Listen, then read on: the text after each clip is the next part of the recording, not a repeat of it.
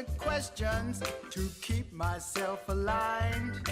Waste away the hours doing what I should, knowing that my soul tells me it's not for my own good. Okay, so let's talk about that final face. Yesterday we talked about abundance, and we've covered kindness and love and beauty and a few others. And yesterday we talked about abundance, expansion. So today we're going to talk about receptivity. So receptivity.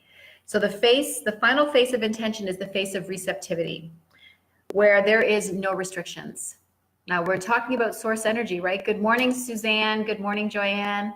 So we're talking about receptivity today. If you think about source energy, the universe, right? We're talking about no restrictions whatsoever. So it is receptive to all. All right, it is receptive to all. No one, and this is a quote from the book, The Power of Intention, from Wayne Dyer.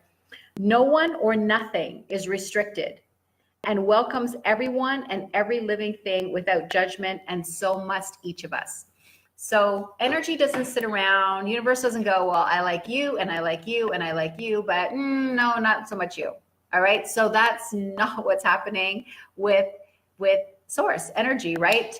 And all the different names that we call it. So it has no judgment and accepts all of us, and the doors are open for everyone, okay? So the power of intention, therefore, does not grant some of us what we want and not others. It doesn't say, okay, you can have abundance, but you can't have it. I know I can hear you asking for it, but you can't have it. So it doesn't do that.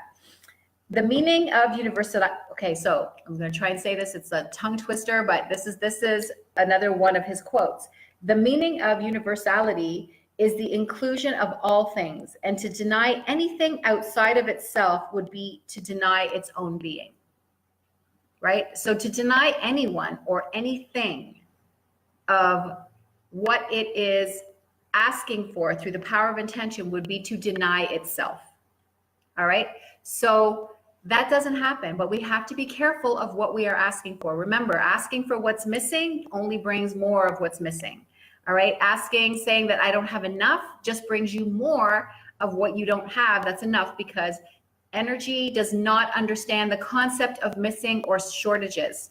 Whatever you are asking for, you are getting, okay? So just keeping that in mind. Good morning, Kathy and Michelle. Thanks for joining. So that means that the power of intention is available to all, because everything and everyone originates from it, okay?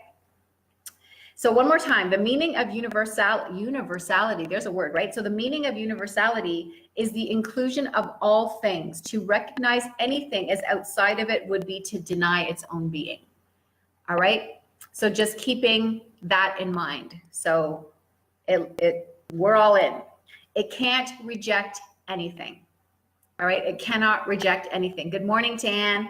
Good morning, Bernie. Hawkins, this one was an aha moment for me. Like, I kind of knew this, but it was like just the way he said it. So Hawkins calibrated, that calibration we were talking about, that frequency between 1 and 1,000, and 87% of the population, their frequency of vibration is below 200. 87% is below 200. So that means most people don't know the difference between truth and falsehood. Okay. But Hawkins calibrated this frequency and vibration for religion, for organized religion. Okay, so organized religion calibrated very low on the scale. Interesting. Why would it have vibrated so low? Because organized religion divides us. It separates us. It says you're included, but you're not.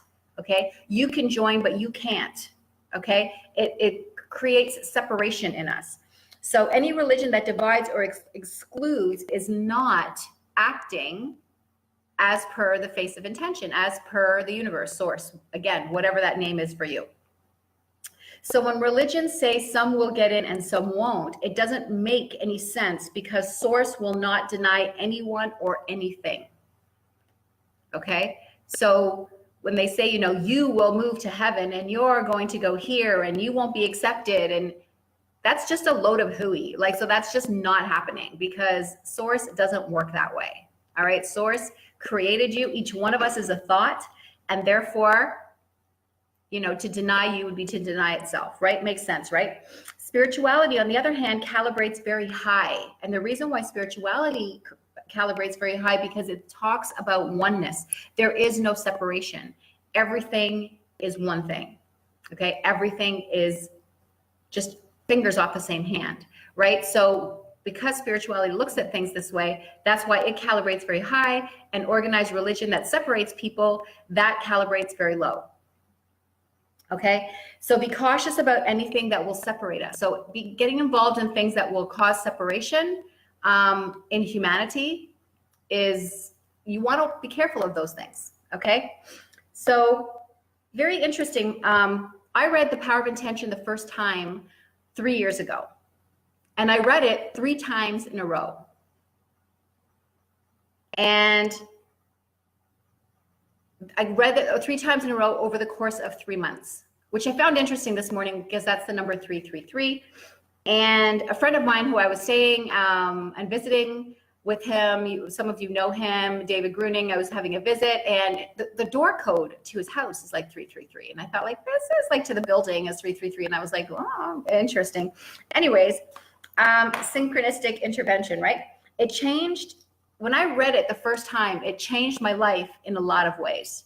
It changed the way that I look at things. I used to call it my Bible, right? So it changed my way of looking at a lot of things in my life. It was like that other piece that I needed to connect everything that was changing in my world. But now it's 3 years later, and that for some reason I felt pulled to read it again and share with you guys. And now it's like I missed out on some stuff in this book, because now I'm like reading the words and I'm seeing them, but I'm seeing them differently through different eyes. So I'm going even deeper into what he stated in that book. So it's almost like I'm reading it for the first time. So it's super cool. I remember him talking about these things, but I just didn't remember how deep it went, because I guess I wasn't ready to go there yet, but I am now. So it's just going deeper and deeper into that meaning of everything that he was saying. So I've grown, so therefore the words have more meaning for me now, okay?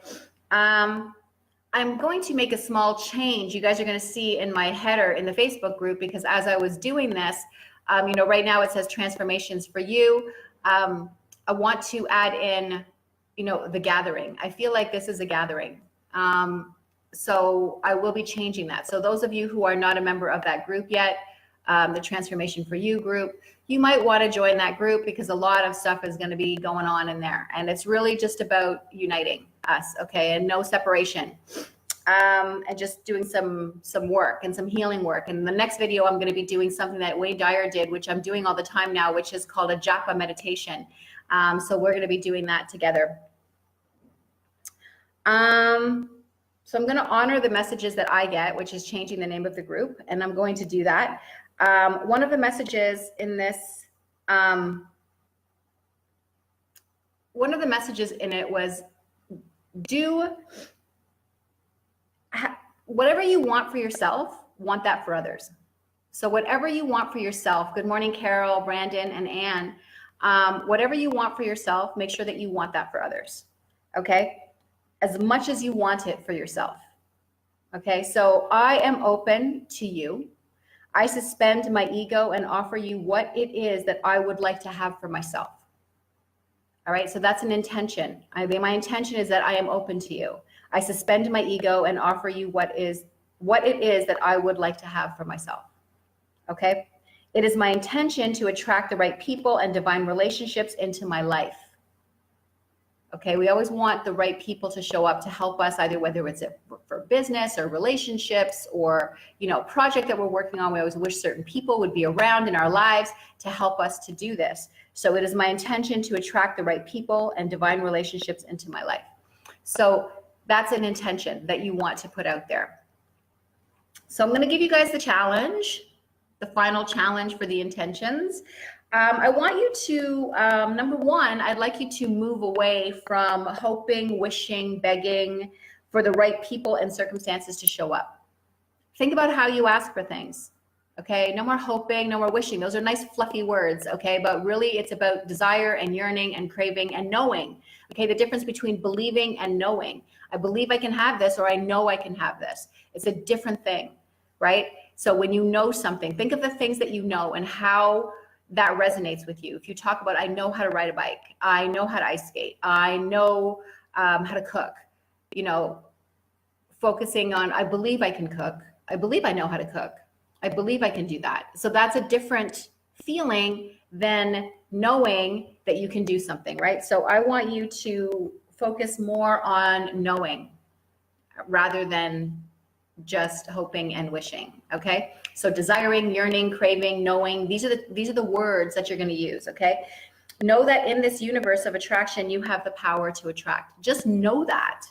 You do it all day long. You just don't know that you're doing it, but you are doing it all day long, and you do it great because your life is completely filled of all the things that you are asking for all the time.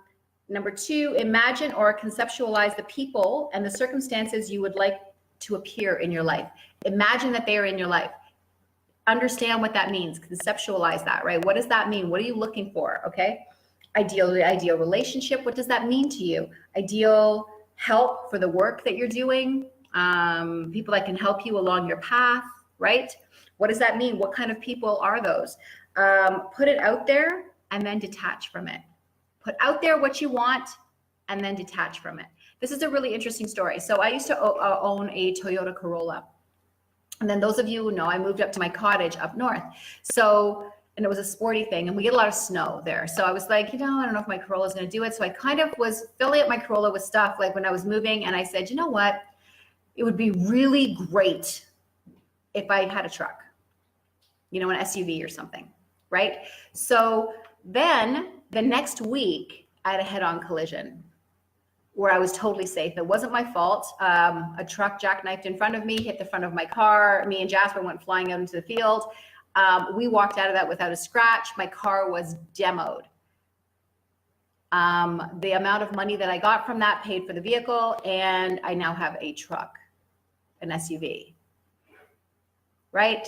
I didn't sit there over and over and over and say, I want a truck, I want a truck, I want a truck, I want a truck. I set it out there, I put it out there, and I detached from it. And the next day, or the next week, it happens. Funny how it happens. It would have been nice without the head-on collision, but everything happens for a reason, because I would have had to pay for that car, right?